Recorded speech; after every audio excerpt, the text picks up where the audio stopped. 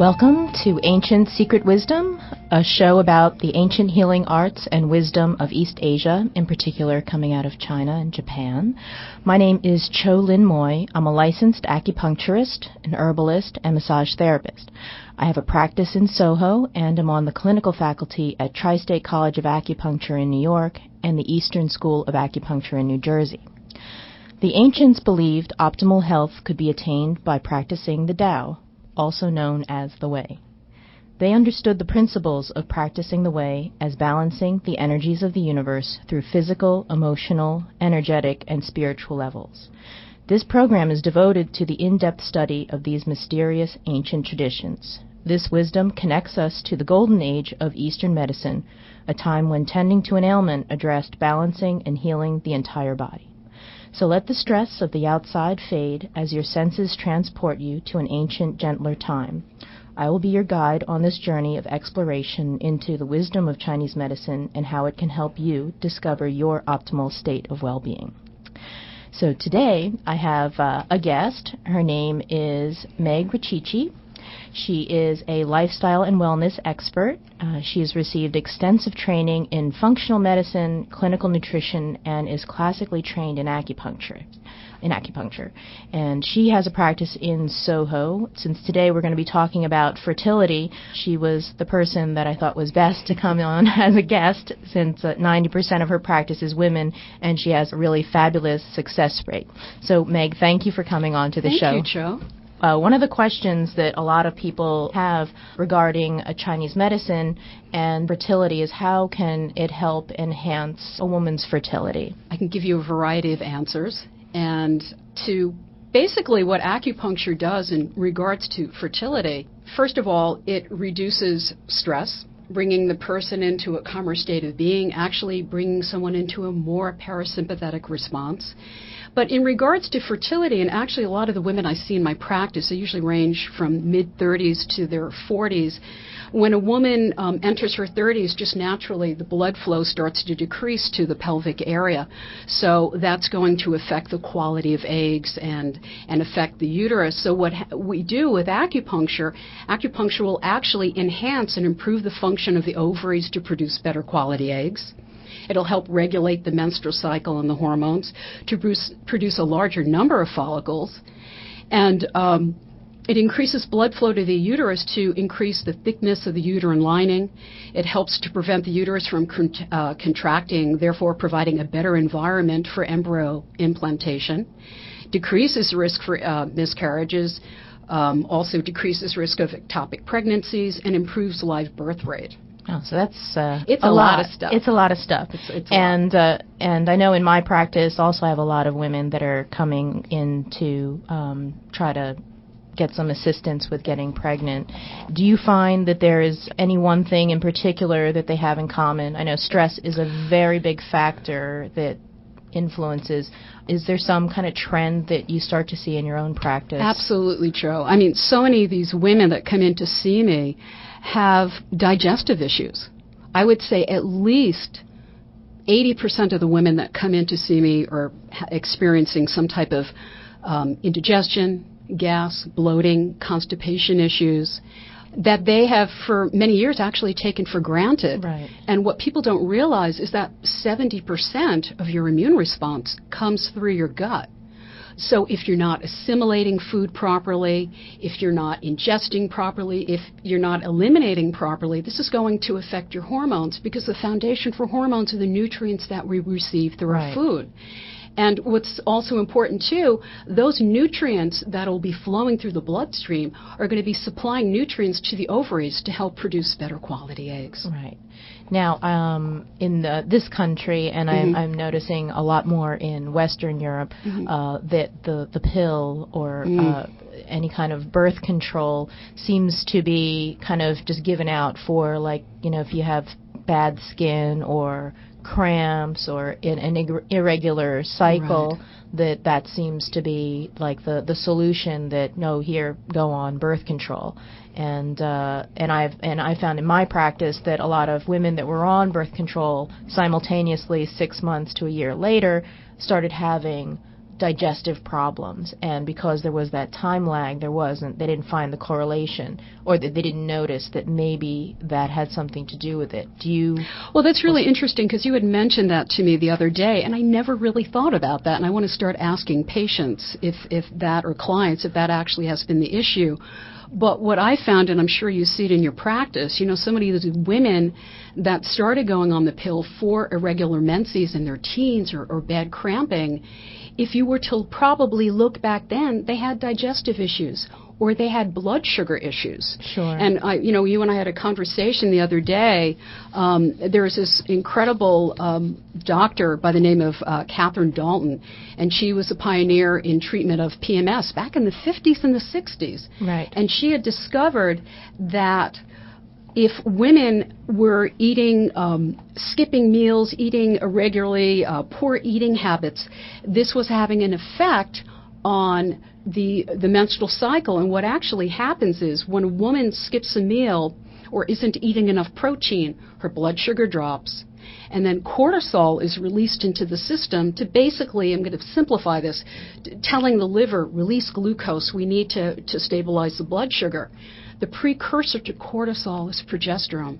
So all these women are using progesterone to stabilize their blood sugar. Right. And what's happening with many of the women that are coming in with fertility issues, their progesterone levels may show to be in normal range, but it's where it's being utilized. Sure. So they're having a difficult time holding a pregnancy or conceiving, and they're starting to show PMS issues. So when I work with women, what I try to do is have them eat every 3 to 4 hours. Sure.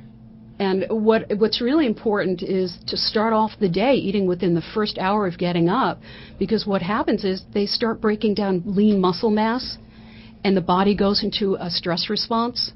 And then, again, we start this cycle of... Yeah. And how about, I know that sugar, I've been seeing a lot of sugar, like even, I would call it not quite pre-diabetic, but I see a couple of correlations that have been showing up in younger women, and they have sugar resistance or hypoglycemia, and then they're also a slight anemia, as well as maybe not getting their menstrual cycle, or kind of having amenorrhea. PCOS. Yeah, but they're not really diagnosed as the polycystic ovary. But they have that type of quote-unquote syndrome, and I agree with you. I'm seeing so much of that in my practice, because our diets are so void of proper nutrients. It's really essential for women to get protein in each meal. So, for example, in the morning, you can have some oatmeal or a hot cereal. Put some ground nuts on that. Maybe use a soy rice milk blend. If you do choose to use milk, I suggest highly that women use organic milk, so they're not ingesting all those hormones and antibiotics. And then again, eat a few hours later. When I work with women that have blood sugar issues, within a week or two, I can help stabilize their blood sugar by having them change their eating habits, keeping a food journal. And actually what will happen within a cycle or so, they'll actually see some changes. Some changes there. Yeah, gas, bloating, tender breast. And I know you see it too, and within a few cycles their periods start to normalize. And how's the compliance rate that you have? I'm like the little general. I think a lot of people that do come to me and they're through referrals, I ask them to try to make a commitment if they're working with me, particularly if it's non-related fertility issues. I ask that they make a commitment for 6 weeks. Just follow everything I suggest. And if after that time they don't see any changes, then they can go back to the way they're eating. And I have people keep a food journal. Yeah. I love that, because people can actually see what they're eating, when they're eating, and it allows them to kind of participate in their own healing process. But also that I think it's interesting, I notice on my intake form, everybody has pretty good eating habits. But when I ask what is your average breakfast like, your lunch, or they'll think of the one breakfast that they had that was pretty healthy, and kind of neglect to put on that they drink, soda 2 or 3 times a day, And so this is something that I notice, and I've actually, Absolutely. it's something that people are unaware of also when you ask, how's your sugar? And they go, well, I don't eat candy, and I don't. But their diet is not particularly clean. Yeah. So we're actually going to be going to a break. I have with me here Meg Richichi, and she has a practice in Soho. She treats a lot of women, and today we're actually focusing on fertility, although she specializes in a lot of other things in her practice. My name is Cho. I'm a licensed acupuncturist, and you're listening to TribecaRadio.net.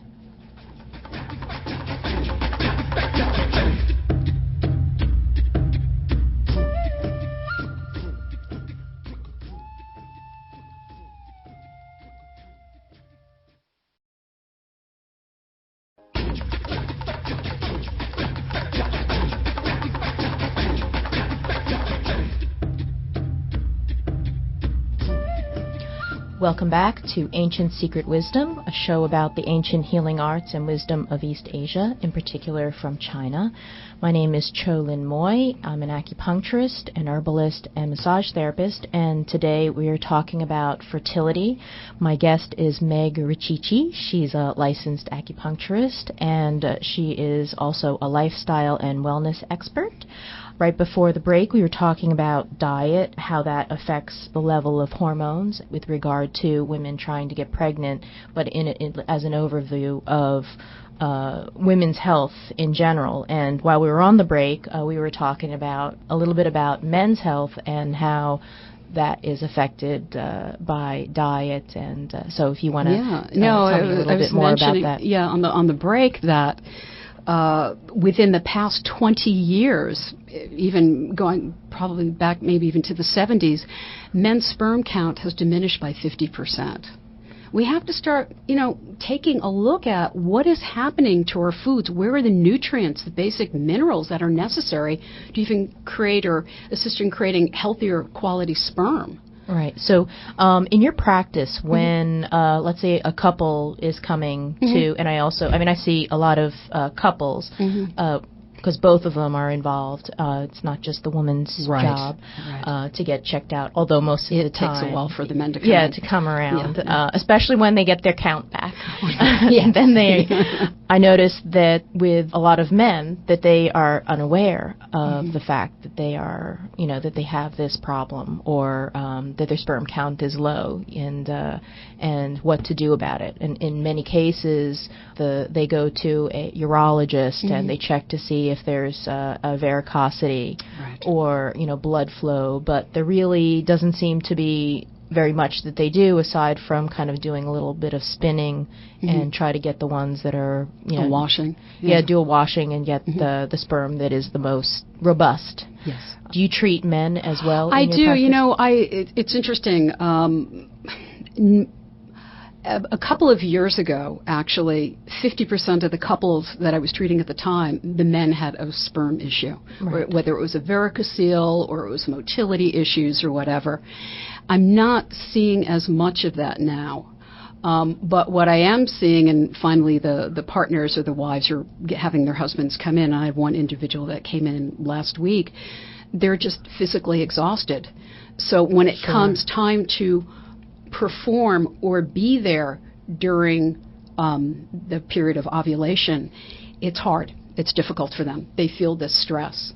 So I'll have men come in during that time, or one individual that came in the other week. I mean, he was working, 15 hours a day. He was 70 pounds overweight. Right. And what I try to stress with women and with the husbands is that their health will reflect in the health of their child. Right. And I think when that is, conveyed to people, they start listening and taking a little more responsibility. At least that's what I experience in my practice. Sure. Well, I've also seen that too. I've had a couple of couples that it's usually the woman who's coming for acupuncture and finally will get the husband or their partner in for something else like low back or other things like sleeping and stress. And that seems to kind of open the door and help with overall everyone being in a better place. Now, there have been a few studies that have been published which has actually made fertility a hot topic in with the acupuncture world, or actually the acupuncture world has kind of invaded the Western fertility model. And I know there were a couple of studies. One of them came out of Germany, and it was for assisting with in vitro fertilization, a few points before and after. And yeah, that was done with 80 IVF patients. Right. It didn't really, I mean, I read the report, and it was very impressive statistically. But you have to look at the statistics of how many people actually got pregnant. So you're doing a study, and I don't have the exact numbers, so I really don't want to say. But it's not that 40%, in the study, basically what came out of it is that in the acupuncture group, 42.5% of the women conceived, according to the report in Fertility and Sterility, compared with 26% success rate in the control group. Well, which didn't receive anything, right? Other than, But you have to look at, how many people of the IVF group conceived, and then how many of the 80 conceived, and then on top of that, it was 42% of that group that had a higher success rate. Correct. So it's not 80 people, and then suddenly 42% got conceived. Right. It was of that group. It's of that group, and I don't know. Actually, I don't know the number, and I would like to see. Right, what that but is. it's still. I'm guessing that it definitely made enough of a. Oh, and I think these numbers are impressive. I think it's making a statement here that, we should really pay attention and see how acupuncture can help. And as I said earlier in the program, if you're increasing blood flow to the pelvic area, you're enhancing the ovaries and the uterus and everything to synergistically do what it needs to do during the cycle. Right. I may want to point out at this point, I think I'd mentioned to you before, Schoolcraft, who is the founder and director of the Colorado Center of Reproduction, he requires that his patients have what is called a Doppler test. And a Doppler is an ultrasound that shows the blood flow to the pelvic region. So if he feels that it's diminished, he requires that his patients have acupuncture, and he's noticed that he's had a spiked success rate with IVF patients. Right. So for anyone who's listening, previously, if you're just listening now, we talked a little bit about how acupuncture functionally helps to increase blood flow into the pelvis, and it stimulates the autonomic nervous system, which is the rest and digest, and so that helps the body with its overall functions, which is really where someone would need to be in order to be in that situation of parasympathetic response. And to be able in that nurturing and have the body available and open to conception. So that's I just wanted to let whoever's listening, since we started talking about Dopplers and how that is kind of a little crossover into the Western language, a little more sophisticated, which is good, everyone. So have you notice also that with the acupuncture, I mean, I also notice with patients that come to see me that there are many fertility doctors that do not recognize or even recommend having their patients get treated with acupuncture. And I know herbs, in some cases, they don't want herbs because it may interfere with some of the hormones that they're taking. Well, yeah, and I mean, most of the referrals that I get, or some of them that I get from some of the clinics, they don't, and I can understand why. They don't want to they don't want women on herbs that can anyway interfere with controlling the cycle with hormones. What I usually do during that period is give people some type of adrenal support because it's very, very taxing on the system. So the way that I work with women is that if they have come in and have had unsuccessful IVF treatments or IUIs, or they've just been trying on their own and they're not conceiving, I like to work with them for a few months. Right. And then, actually, with most of the women that come in, for the first month, I'd like to do some detox work, Sure. get their digestion working, make sure I'm flushing things out of the system, Right. then enhance everything by giving them herbs that'll help support Right. the cycle. Now, do you also find that there are so many women that are on a lot of other medication like mood stabilizers, and I know we talked about being on the pill or on something like a sleep aid or like I get that. anti-anxiety? Yeah, I mean, what I see in my practice is birth control more than anything else. I'm not getting a multi-layering of various meds with women that are trying to conceive. I mean, I've had women come in that are asthmatic and there are various medications, but mostly predominantly what I see is the pill, or they may be on some form of an antidepressant. Or thyroid too, right? Yes, and I was just going to say that, and thyroid medication. Actually, what I do find in my practice is a lot of undiagnosed thyroid. And thyroid, so many of these women that are having thyroid issues that are undetected, it's a contributing factor to infertility and miscarriage. Sure, and that would be in Chinese medicine. That would be related to the adrenals, the kidney energy, the kidney yang or the kidney yin, right, and also really liver. About like burning out your resources, which is something that once they kind of burn out, it's a lot harder to replace. So we are going to be taking a break. My name is Cho, and my guest here is Meg Richichi. She has a website if you are interested in taking a look at it, where she has she's actually starting to do her PhD in spirituality and ministry, and so she will be posting some of her writings and publications. Her website is www.motherspath.com, and you're listening to TribecaRadio.net.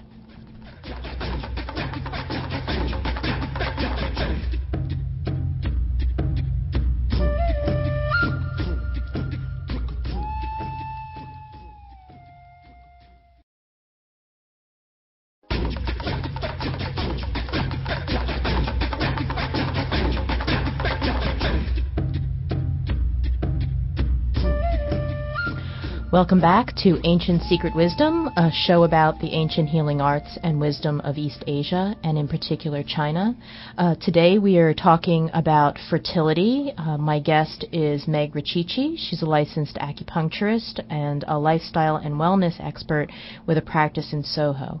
Before the break, we were talking about diet. We were talking about fertility and all different kinds of problems and things that the both of us see in our practice with regard to women trying to conceive, and also their partners too, their men.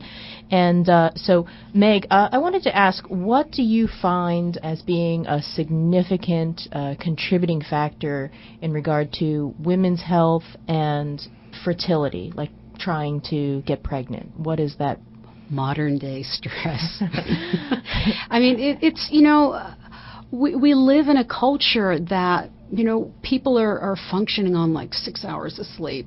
Right, right. They're working, which people think is an easy normal day, 10 hours, and I've got clients working 14-hour days and they don't take a break. And what happens is, they have all these deadlines, and these deadlines are just like these little perpetual moments of stress that they're going into these little stress responses. And what's hard is that we haven't acclimated to stress in our culture. We still think we're being attacked by a tiger. Right. And this, and the sad thing about that is that we go into this stress response, and then our digestion shuts down. Sure. And it's that sympathetic fight and flight response. And it's so funny, what I tell people when their stomach shut down and they try to eat, it's kind of like doing their laundry in the dryer. They're not going to digest anything. Right. And what happens too, suddenly, you have diminished blood flow to your uterus and your ovaries. Well, of course that's going to decrease your chances of conceiving. Right. I like the word deadline because it really says what it's going to do. It's like death. Too much of that. And I have to say there's definitely this culture of just working and producing. And I've mentioned it. The adrenal exhaustion comes up in almost every show. Oh, God, yeah. And with every patient, I have not seen really anyone, unless they're from another country, that seems to have a balanced life where they're able to get sleep and eat regularly and not have sugar cravings or food cravings or unhappiness and insomnia and all kinds of stuff. There's also, I wanted to kind of, since you are studying spirituality, Yeah. I noticed that there is a certain aspect or a part of the fertility process with women and really wanting to, and I've talked about it before, if you want to have a child, in Chinese medicine, you have to kind of attract the spirit to kind of to enter. So Absolutely. there's the physical aspect of everything converging, but then you really need like the stars and the universe to also be in alignment with you. So more likely you need to be in alignment with the universe as opposed to, kind of trying to force things. And so I think that, one of the stumbling blocks, and you can tell me if you think that is true, and with a lot of the assisted reproductive therapies is that their success rate is really the most that they seem to be able to do is just bring a woman back to maybe where she was chronologically or biologically around the age of between 25 and 30. In terms of, I don't know if you concur with that, but statistically, with some of the studies, that the chances of getting pregnant with an IVF cycle are maybe about 25%. And in a woman who's about between 25 and 30, her chances of getting pregnant are about 25%. Is that? Well, actually, some of the clinics have higher numbers. So, the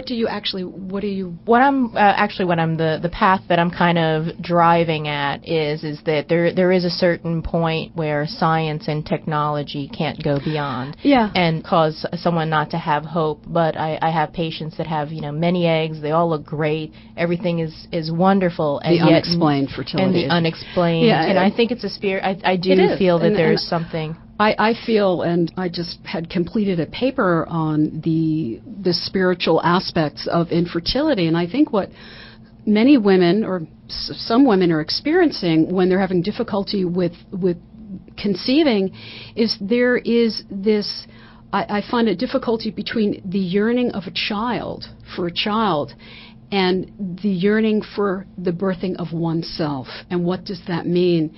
I feel that we live in a culture that we're constantly doing a very yang way, very linear, always looking for the results and the accomplishments. And we're giving birth to outward or external success, but we haven't cultivated that internal, the yin. Right. We haven't cultivated that heart energy. It's actually the feminine. And I find that if we keep energetically coming from this masculine way of being, because of our patriarchal influences over thousands of years, it's very difficult for women, particularly in the culture today, if you're constantly coming from that energetic, to conceive. So what I'm saying, make the shift to make that. So what I think women would be, and what I stress in my practice, is assisting women in reclaiming their own feminine voice. And what does that mean? Starting to take care of themselves. What are the things that they'd like to give birth to for themselves in their own lives? What can they do to nurture who they are? Some of them are fabulous at following the diet, getting the sleep, but it's important to nurture the soul. I think we have to become mothers to ourselves. And in doing that, which we don't really we don't nurture ourselves, and this goes for men too. And it's important to support that, and things that allow us to become more mindful: yoga, meditation. I suggest to people, if they're not into that, go take a pottery class, take a writing class, go take a voice class. Something that's creative and meditative, and it's a kind of moving meditation, or it is. And I had another show before about Tai Chi, which or Qigong, and we were talking about it as mindful. It's mindful meditation with movement, and many of the branches of Chinese medicine, you really are present and you are doing something and expressing yourself in a way, or your environment, and creating. And that's a great example of really kind of creating that virtue with your hands and creating by doing pottery. And I think what's important too is, so many women come in with such such urgency to conceive. They have to get pregnant today. And what I try to express is if you were to train for a marathon, a 23-mile marathon or how long they are, I said you wouldn't train for 2 weeks and go out for a run. You couldn't handle it. So what I'd like women to do is become part of their healing process.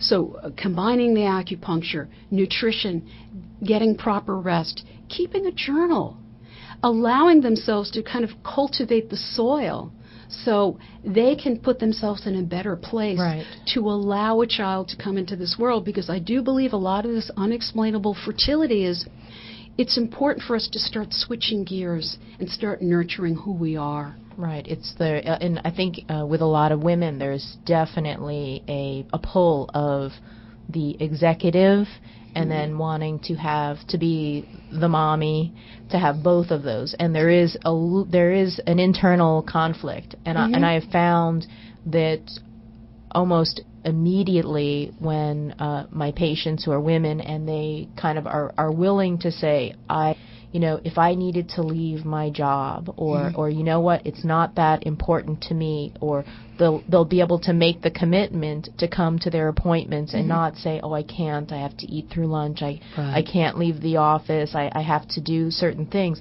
When they're willing to kind of prioritize, even just mentally, and say, I'm ready. That's taking steps to start the healing process. Their whole body shifts, and suddenly they're able to kind of create that perspective that what's really important. In 10 years from now, am I going to be excited about that plaque on the wall that says I was the best salesperson, or am I going to want to be going to my child's play?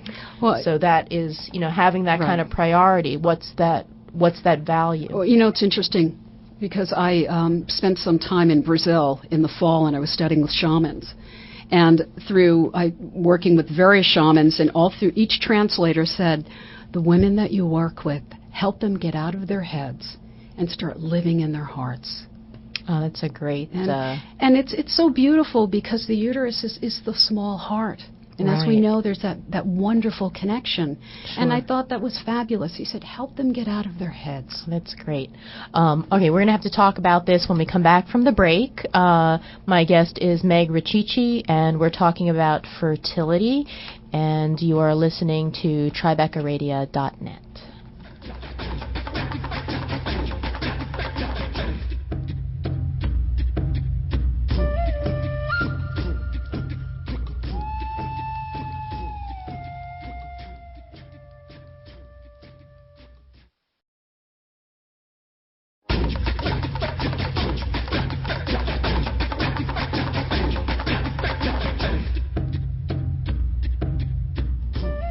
Welcome back to Ancient Secret Wisdom, a show about the ancient healing arts and wisdom of East Asia, in particular China. My name is Cho Moy. I'm an acupuncturist, herbalist, and massage therapist.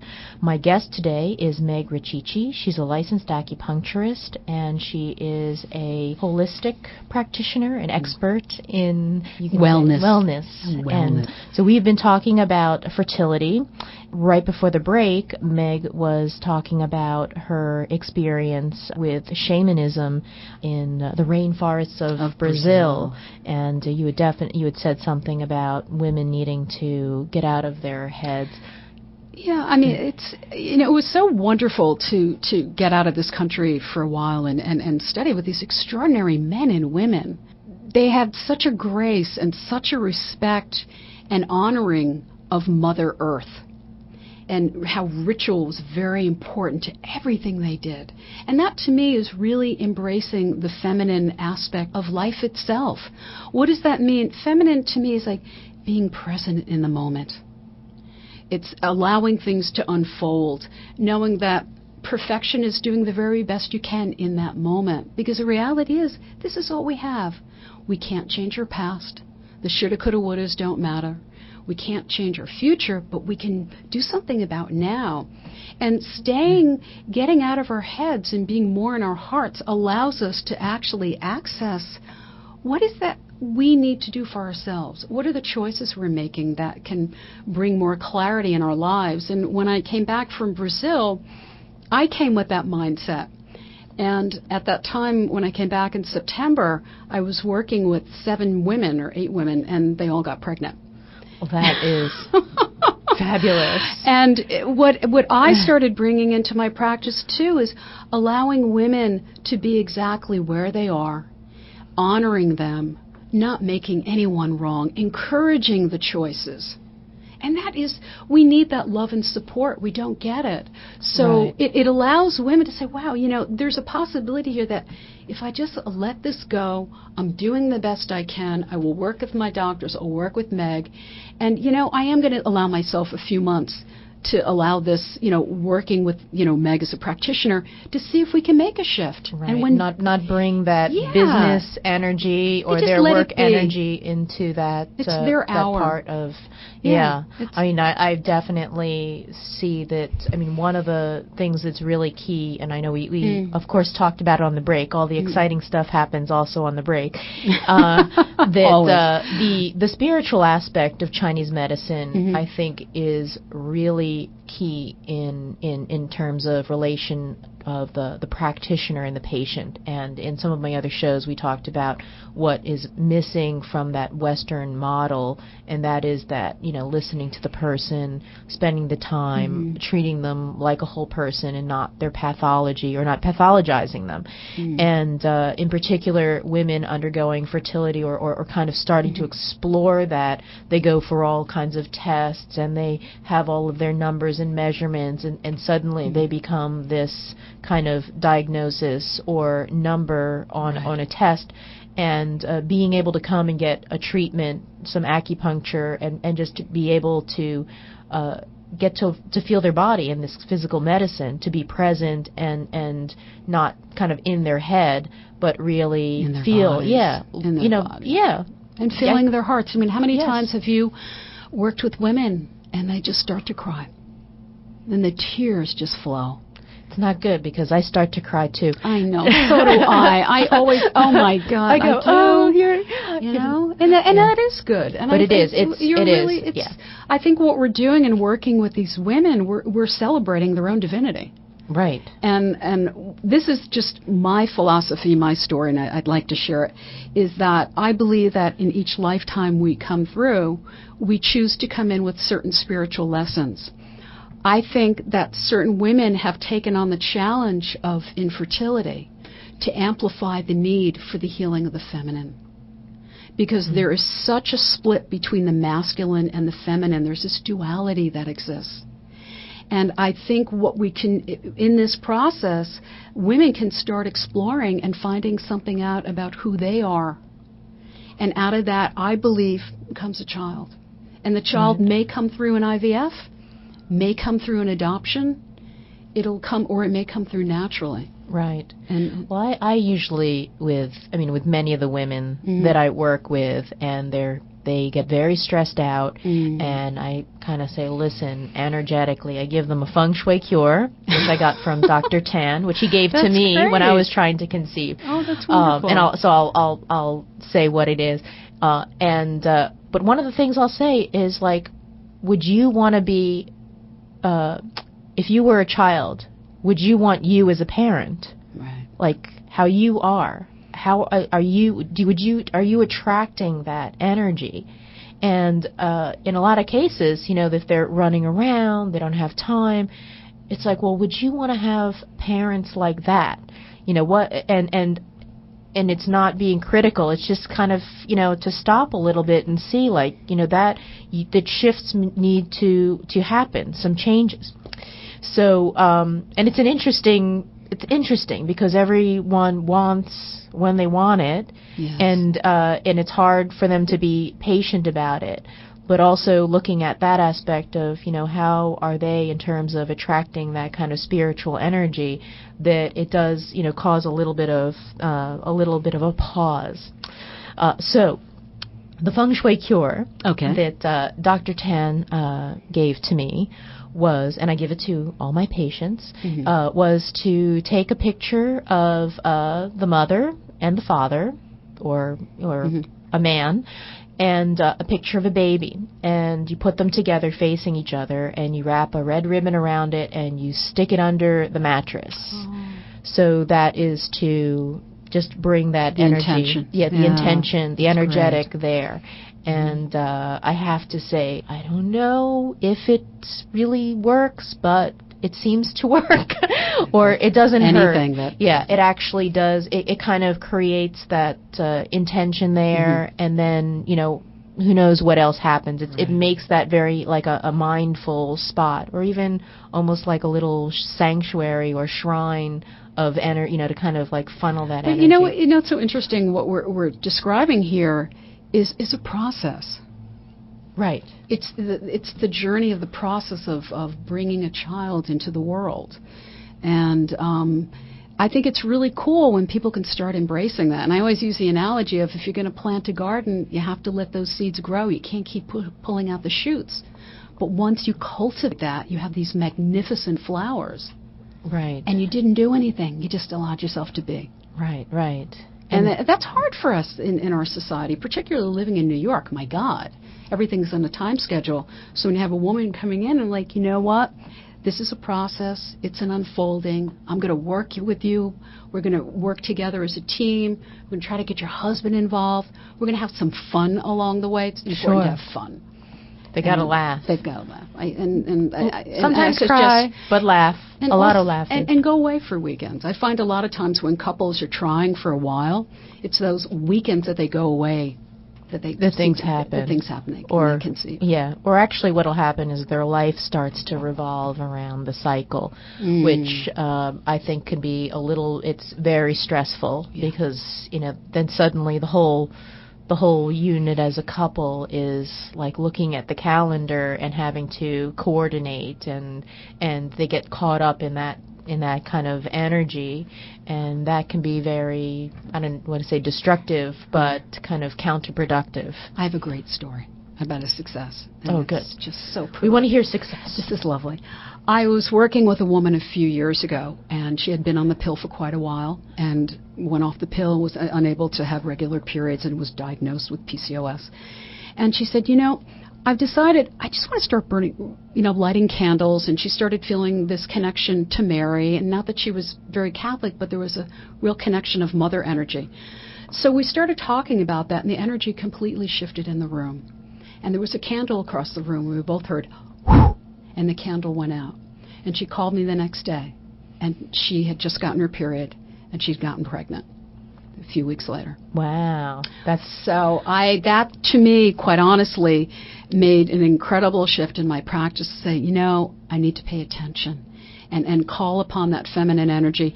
And a lot of people may find that uncomfortable and a little hokey, but I think it would be nice to sit with that and see what it feels like. Hey, you know, I think that a lot of women need to tap into that energy. Oh, it's a beautiful energy. It's so powerful, and it's delicious. Well, that's all we have time for today. Although this, we're going to have Meg on again as a part 2 of fertility. And if you would like to get in touch with Meg, her phone number is 212-358-0113. Her practice is located at 177 Prince Street in Soho, New York City. And her website, again, is www.motherspath.com. My name is Tsao-Lin Moy, and I can be reached at 917-294-3805, and you can also visit my website, which is www.integrativehealingarts.com. So thank you, Meg, for being a guest. Thank you so much. And thank you, Mike, for being on audio, and you're listening to TribecaRadio.net.